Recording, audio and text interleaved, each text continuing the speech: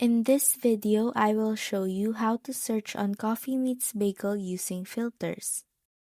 First, open the Coffee Meets Bagel app, then tap on the Discover tab at the bottom of the screen.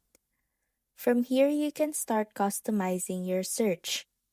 Enter the details you're looking for, such as age range, height, distance, ethnicity, religion, and even education level. There's also a toggle to show only people who've been active within the last 72 hours. Turn that on if you want fresher profiles. Once you've set everything, tap Apply at the top right corner.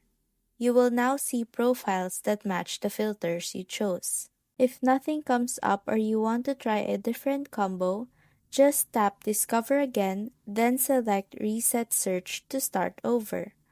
And that's how you search on Coffee Meets Bagel using your preferences.